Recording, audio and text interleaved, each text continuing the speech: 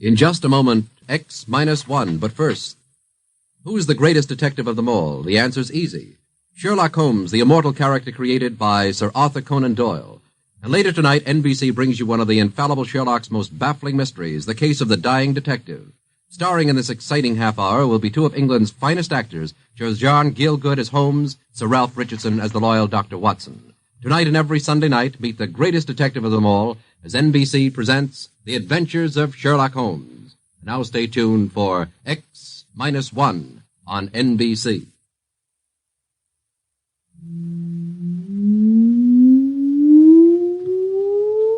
Countdown for blastoff.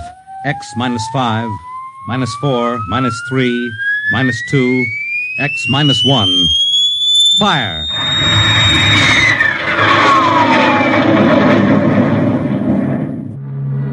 From the far horizons of the unknown come transcribed tales of new dimensions in time and space. These are stories of the future. Adventures in which you'll live in 1,000,000 could-be years. On 1,000 maybe worlds. The National Broadcasting Company presents X minus 1.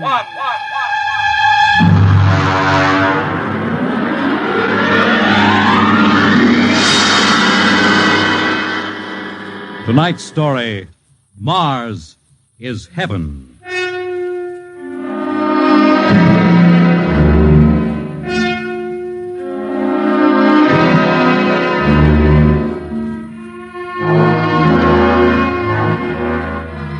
When the first space rocket lands on Mars, what will we find? Only the ruins of a dead and deserted planet? Or will there be life, intelligent life in some strange form that we can only imagine? Will we be welcomed with open arms?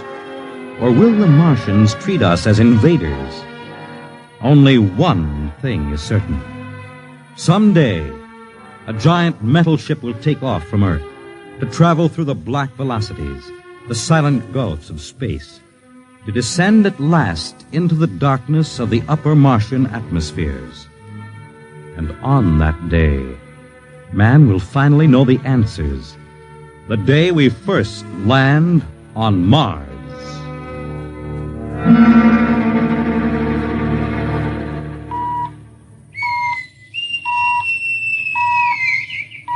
Now hear this. Now hear this. Approaching critical deceleration. Fasten gravity suits. Stand by to land.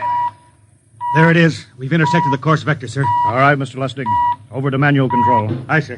Masters, sound general quarters. Aye, sir. Mr. Lustig, what do you make of the terrain? There seems to be a heavy ground, Miss Captain. We won't be able to use the infrared lights. And we'll have to come in on radar. Isn't that a little risky, sir? Landing in the dark? I'd rather run the danger of a blind landing, Lieutenant, than come in without the cover of darkness. Remember, we don't know what kind of reception is waiting for us down there. Airspeed 500. Altitude now 4,000. Bridge to engine room. Stand by for deceleration. Fire forward tubes 1 and 3.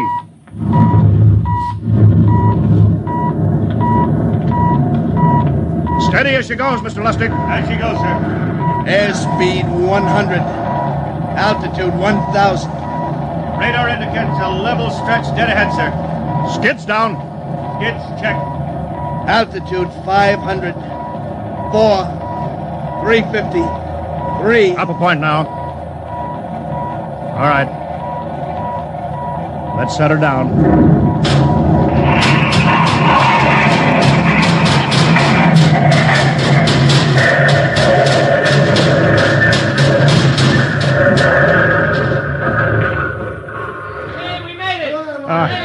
Cut the power.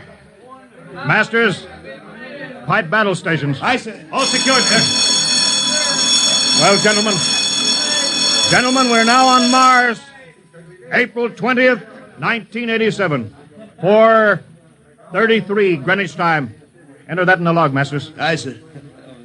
Well, gentlemen, it's less than 2 hours till dawn. As soon as it's light, we'll send out a landing party. Masters, get me an all-over hookup. We're all set, Captain. Now hear this. All right, men. The smoking lamp is lit.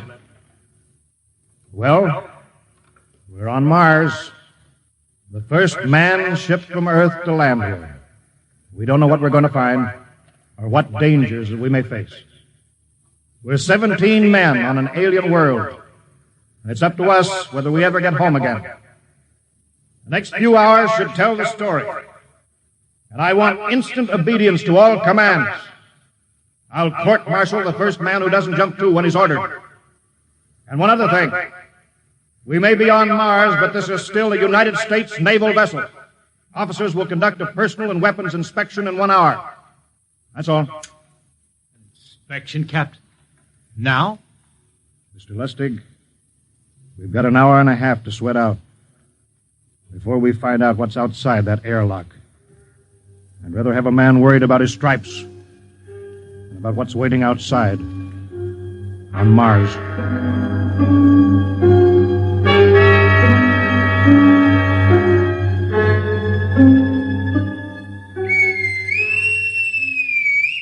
Now hear this. Landing party report to forward airlock. Captain Black, Lieutenant Hingston, Lieutenant Lustig, and Dr. Horst report immediately to forward airlock. It's now landing time -5. Well, they're paging us. You ready, Dr. Horst? Yes, Mr. Lustig. As ready as I will ever be. Come on. Let's get in the lock.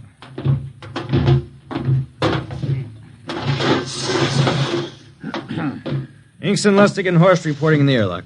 Very well, sir. The captain will join you. 4 minutes to go. At least the captain would get here. What difference does it make? I just want to get it over with, that's all.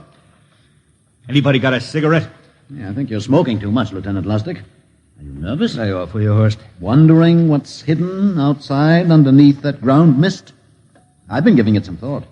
It'll be very interesting to find out. A very unusual planet, Mars. Why? It has an atmosphere. A wonderful thing, an atmosphere. Where you find one, you find life. You mean Martians? What do you think they'll look like? Who knows? Intelligent life can take many forms. You mean they may have green skins and eyes on stalks or something? The comic book conception is possible, of course. Or they may have developed to a point that is far beyond us. Perhaps they have a science that can produce weapons far more dangerous than our atomic missiles. You think we may have to fight our way out? After all, we are invaders. Now hear this. Landing time -2. All right, we heard this. You know what I'd like to find outside that airlock? Good old Illinois. Ever been there, Lustig? Only Chicago. You ought to see my hometown. Green lawns, big white houses. Sounds like my hometown. My grandmother used to have one of those iron deer on the lawn. Every Halloween we'd paint another color. One time we painted it black and white like a Holstein cow. Where does your family live, Dr. Horst? I have no family. When I was a child, they were gassed to death in the Dachau concentration camp. Tough. No, it has its advantages. I have no ties on Earth. Nothing to lose now. I imagine I'm the only one on board who is free to enjoy our present peculiar position. All right, Masters, you can button it up now. Aye, sir. Well, gentlemen, check your sidearms. In 1 minute, we'll be the first men to set foot on Mars. Quite an honor, eh? As long as the medals are not rewarded posthumously. Still uneasy, Dr. Horst? Captain Black, I've been uneasy ever since I can remember. On Earth and on Mars. Well, 30 seconds.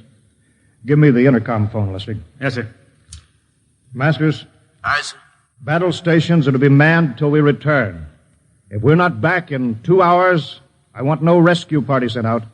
Blast off and save the ship, you understand? Aye, sir. All right. 5 seconds. 4, 3, 2, 1. Lustig, open the outer airlock. Aye, sir.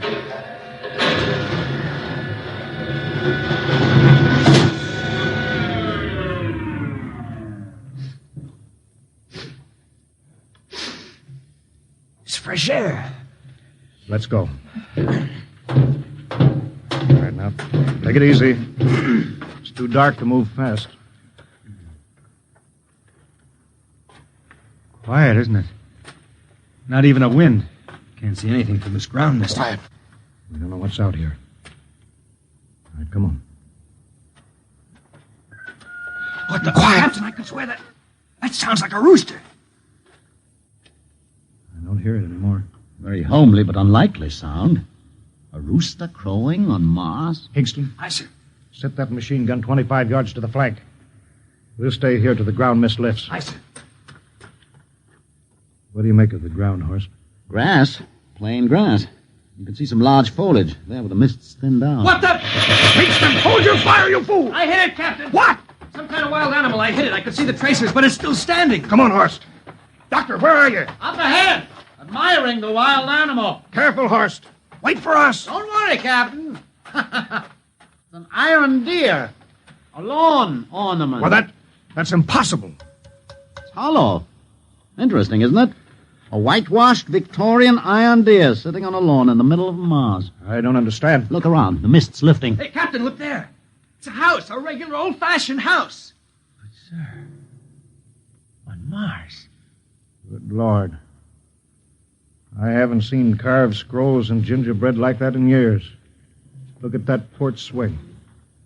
The geraniums. There. I told you it was a rooster, Captain. Give me the glasses, Lustig. I want to take a look through that front window. Well, there's an upright piano. Some sheet music on it. Lustig, it's beautiful Ohio. It can't be, sir. Horst, do you think that civilization of two planets could be identical? I don't know. That specific variety of geraniums is only 50 years old on Earth. Is it logical that they should develop in Mars? How about that porch swing and the piano and beautiful Ohio? Why, it's impossible. Captain Black, this looks like the town I was born in. Well, it looks like my hometown, too. I thought of something, sir. It's the only solution. Maybe we're not the first ship to reach Mars from Earth. Don't be ridiculous, Lustig. Oh, how else can you explain it? Suppose some scientists got together. They invented some spaceship and planted a colony here. That's the only answer. That's impossible, Lustig. Been space travel, it couldn't be secret. You have any idea what ships cost, what industrial power is needed? No, there's got to be some logical reason. I think perhaps we might find out, Captain. The light just went on in that house. Kingston, cover that door with the machine gun. Aye, sir. All right, come on, Horst. We're going to ring that doorbell. There's got to be a scientific answer to all this.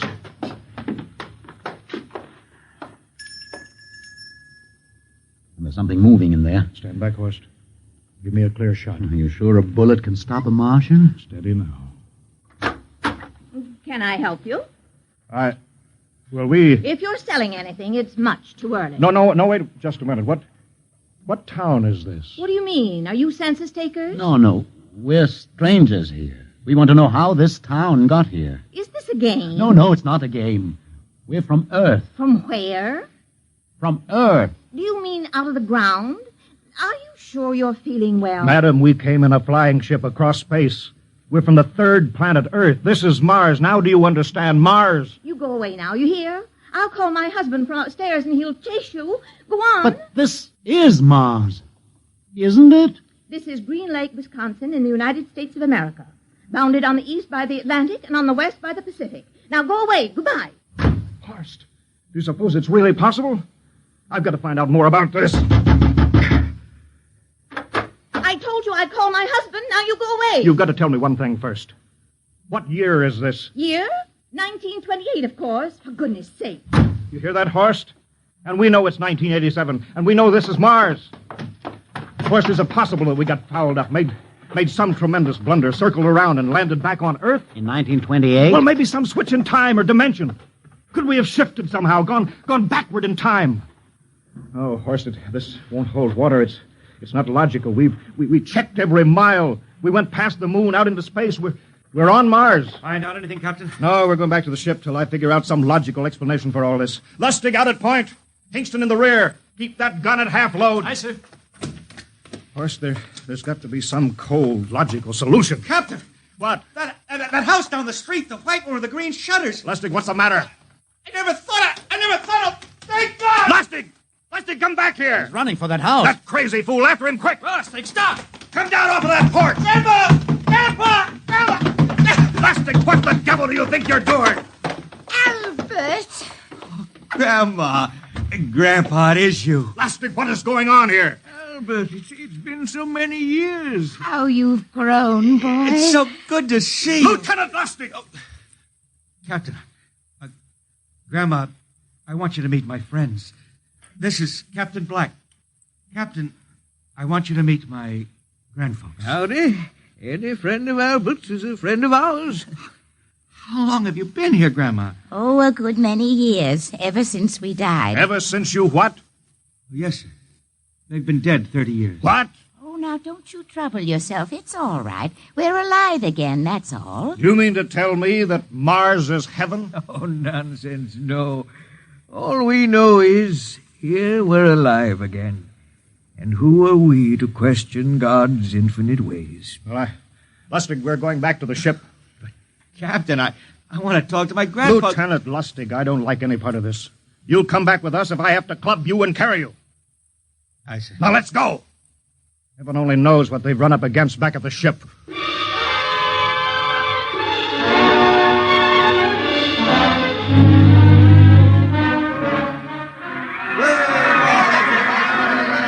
Horst, look at that crowd around the ship. Looks like we're being welcomed with a celebration, Captain. Celebration! They've abandoned ship. Every port is open. No guard set. You Masters! Hiya, Captain.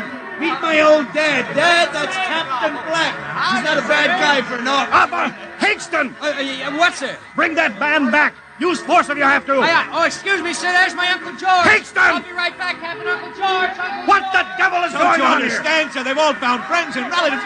They're all here. He's right, Captain. I've counted. The whole crew's out in the crowd. But I gave orders. Cabinet orders. You don't understand, Captain. I understand mutiny. I don't care how many relatives show up. I'll have discipline. Johnny! What? Johnny, you old son of a gun! It's you.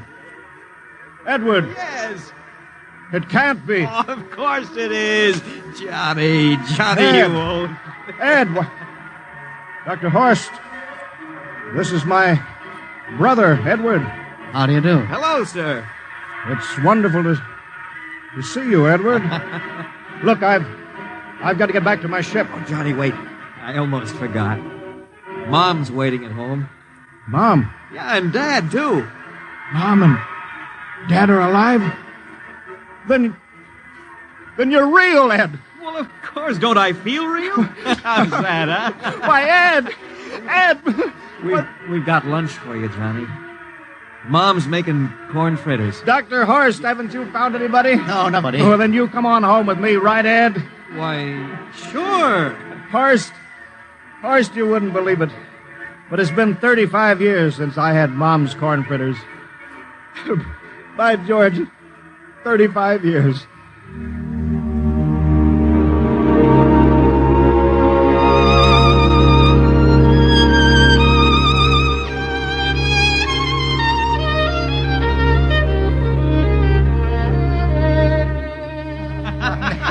And there's plenty more in the kitchen, so don't hold back, Johnny.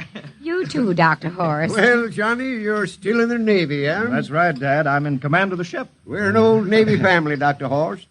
All three of our boys in the service. Yeah, Ed was the best pilot in the Pacific, too. What did happen, Ed? What's the difference? I'm here now. Yeah, but... You know, it's almost perfect. All we're missing is your brother Will. Then the whole family could be together. Well, it won't be long, Mom. Will's in charge of the XR-54. Next rocket coming out to Mars. Oh. Well, little Will. When does he leave, Johnny? Well, the takeoff's scheduled for September, but it depends on what we report. Oh, yeah. There's no question about that now, huh? No. Christmas together again. That'll be something. Sure will, yes, sirree. Well, this calls for a celebration. How about a little of the old dandelion wine, eh, Johnny? Now, Father, don't you go giving Johnny too much wine. He's a big boy now, Mother. Well, sir, isn't everything just fine? Just fine.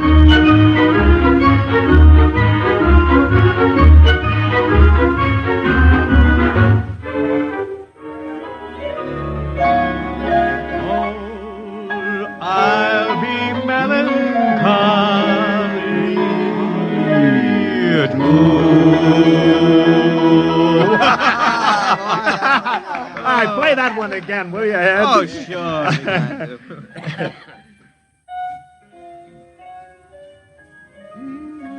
Well, Dr. Horst, what are you doing sitting over here alone? What do you think of my little family? Very nice. You know, I can't understand why you didn't find any folks here, Dr. Horst. It's just a shame everybody else is so happy. Well, I never remembered my family, Mrs. Black. All I know is they were gassed at Dachau during the Second World War. When I was liberated, I was in delirium 3 months. I cannot remember anything before then. A psychiatric phenomena. That's terrible. Isn't there anything anybody can do? I don't want to remember. I have not had a pleasant life. I prefer to be free of emotional entanglements. They interfere with a scientific approach. I'm sorry, Dr. Horst.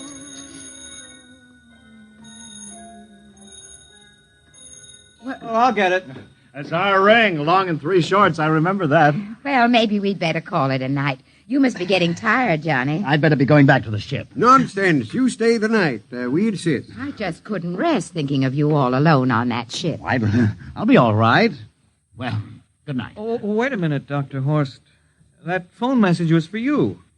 Me? Yes, that's right. A message from Anna. Anna? I don't... Well, there, she must be an old friend. Isn't that nice? I don't... You sure it was for me? I don't remember any Anna. Well, she asked if you were better. Perhaps she's someone who knew you at Dachau. Anna? She said she's coming over here first thing in the morning.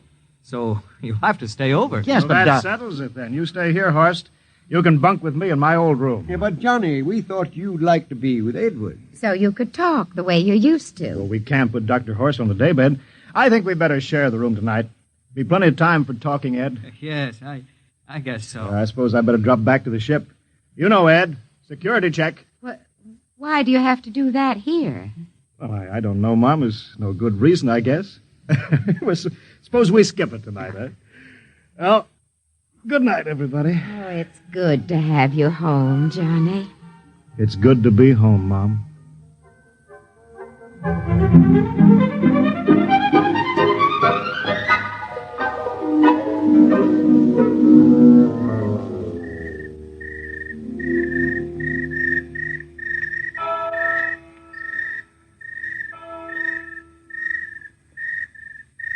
Captain Black, You asleep? No, I've been thinking about what we were expecting.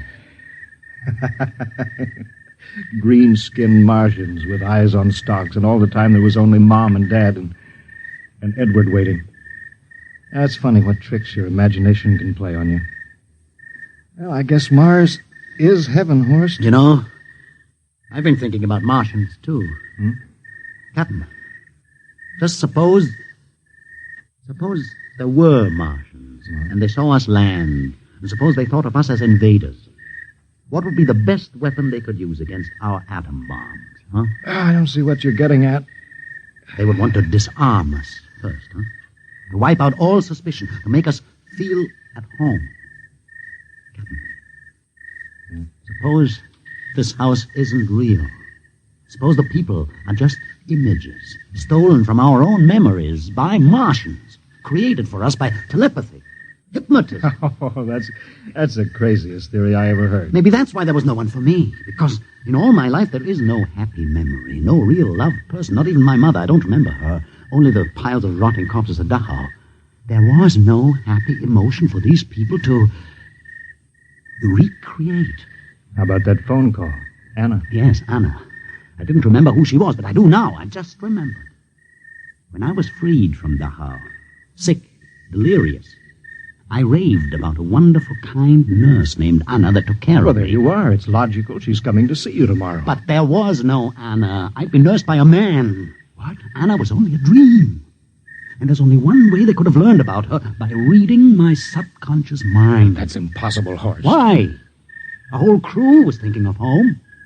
Suppose the Martians read our minds. Yes, but if there are Martians... If there are, they have us separated. Each man in a different house, sleeping, trusting. No one at the guns. I left my pistol downstairs. Do you think there's something to this, Horst? It's a perfect trap, Captain. Who would suspect his own mother, his grandparents? How easy. Just a knife in the heart of each sleeping man. That's impossible, Horst. But we've got to get back to the ship. Listen. The crickets have stopped. Come on. We don't know when they change back to whatever they really are. All right, careful.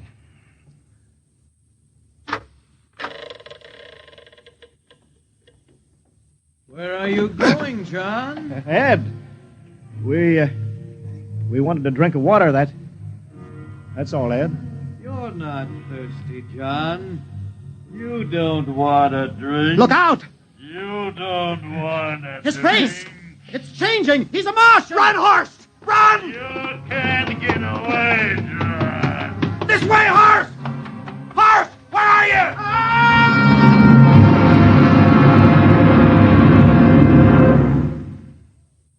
Hello? Hello? Can you hear me, Earth? This is Captain John Black, the XR-53 calling from Mars. I've locked myself in the ship, but they've crippled it. I can't take off or fire the guns, and they're coming for me now, the Martians. I'm all alone here. All the rest are dead. Hingston, Lustig, Dr. Horst. Poor Horst, he didn't even reach the door. Listen! They're trying to break through the hull. Edward and Mom and Dad and all the folks, but they're changing now. They're melting and changing back into... They're Martians. Can you understand? Martians, not men. They made us think that Mars was heaven and we fell into the trap. Can you hear me, Earth? You've got to stop the next rocket. Listen, tell my brother Will. Tell my brother not to come. They'll trap him too. They'll kill them all. Hello? Hello? Can you hear me, Earth? This is John Black on Mars. Hello, Earth. This is John Black on Mars. Hello, Earth. Hello, Earth.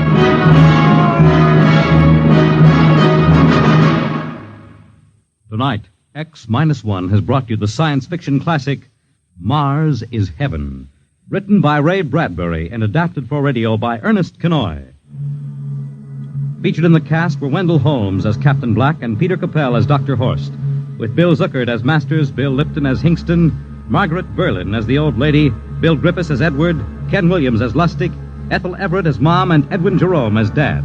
Your announcer, Fred Collins. X-1 was directed by Fred Way and is a transcribed NBC Radio Network production.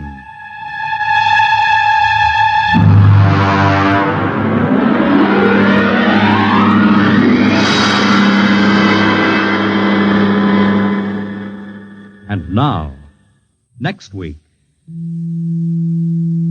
man is just beginning to discover how boundless our universe really is. And yet, as man reaches out to the stars, out toward infinity, ironically enough, he may be building himself a new kind of prison. What would it be like to live all your life in a world no larger, say, than a single gigantic rocket ship bound on an endless journey? You'll find out next week when we present the Robert Heinlein story, Universe at X minus 1.